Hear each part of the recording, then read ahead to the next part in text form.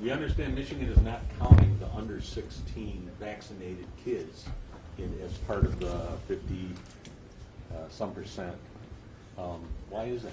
Well, at this juncture, we haven't been vaccinating kids under 16. That approval is just coming through. The early use authorization from the FDA, we're excited about that. We want to focus and help to empower parents and schools to educate the public so that we can get more people vaccinated. But so far as our Back to Normal plan, it's always been focused on 16 and up.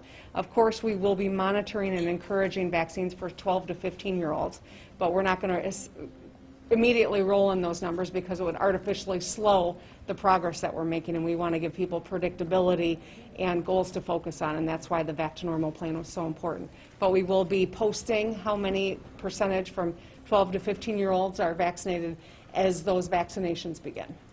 With the Back to Normal plan, and what can parents expect the timeline to be to get their 12, 13, 14, 15-year-olds vaccinated with Pfizer vaccines? We think very soon. I mean, probably in the next day or two, those will begin in earnest. The first step is the early use authorization. We're waiting for the ACIP guidelines to come out, but that's imminent. So very, very soon in the coming days. With just hitting that 55% mark, that's step one, will that include, will state workers go back to work on the 24th? So we have told the state workforce, we've given them a date before which they will not be called back en masse, but we also are an employer. We're eager to get people back. We're eager to encourage our workforce to get vaccinated as well. So all of these things are in process, but there are a lot of state workers who've never not been at work, frankly, and all those who've been working virtually will continue to do so for the time being, but we do have a date when we will be calling people back. Specifically for unemployment offices, is that something that might be one of the first to open up? Where we see a real need for in-person meetings, of course, we'll stay focused on that. We've got to make sure that we keep our workforce safe as well, both from COVID, but also from, external threats, and that's something that we're mindful of as well. We've got a state to run. We've been running it under incredibly tough circumstances, and we want to keep our state workforce safe and serve the people of the state. And I think we've been able to balance all of those things, but we're eager to take steps forward just like the rest of the state is. As we hit 55% yesterday, are you confident that we're going to continue hitting those milestones? That's got to be all of our mutual effort, and that's why partnerships like the one that's happening here with the Michigan National Guard, local public health, the health system, volunteers. I mean, this is what's happening across the state, but I think we're seeing how a community can come together to meet these needs. I know that parents, I know that teachers, superintendents, we all want to resume the things that we've been missing out on for a long part of our experience with COVID. But all of that ability is dependent on events like this, right? The community coming together to get people vaccinated and to keep people safe. So now there's going to be workers that are called back into the office in a couple weeks that may not feel ready or comfortable going back into an office yet. Is anything being done for those workers? Employers are very cognizant of the fact that they want to make sure that as they re-engage, many of them are going to do so incrementally.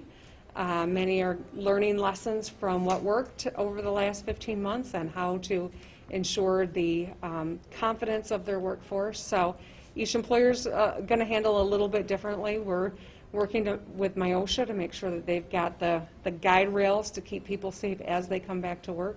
And so this will be important that we continue to follow the science, share the best practices, and help keep our workforce safe.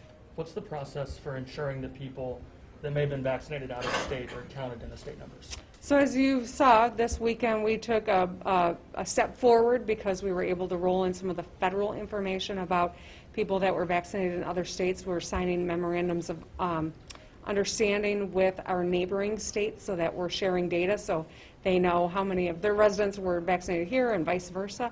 So as there are adjustments to be made, we'll make sure that you know why a number might have jumped up a little bit or not as much as we might have expected.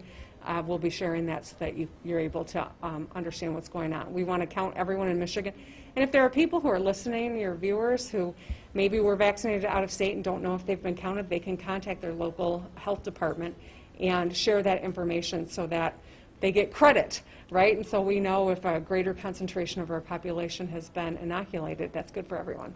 With the youth authorization, is there any expectation in changes of Pfizer supply and allotment, given that they're the only ones approved so far? You know, at this juncture, we've not been made aware of concerns on that front. I know that Pfizer, of course, has made a huge investment right here in Michigan to manufacture and get these vaccines out.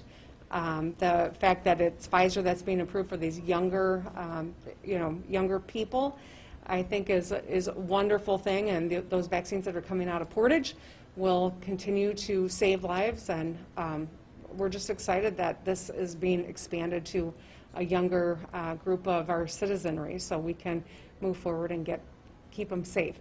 You know, younger people that get the virus tend not to have the worst outcomes, but there's also a lot we still don't know about this virus. And long haul is a real issue that a lot of younger people who've gotten COVID experiencing longer issues associated with it, and that's why getting vaccinated really is the best thing that we can do for people of 12 and up in our population.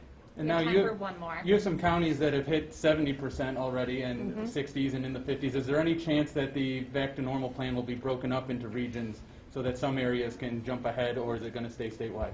We certainly analyze, still based on our MERC regions, just because they're associated with health systems. We also know that this is the time of year people start moving around a lot more. And so to declare one part of northern Michigan, for instance, a place where we can drop our guard, it might draw people from all over the state, and I think that's why we still need to have that statewide view. But, you know, we're going to continue to watch the numbers, and if an adjustment's coming, we'll certainly share that with you well in advance so people can know what is happening and why. That's all the time we have. Thanks, folks. All right, thanks everyone.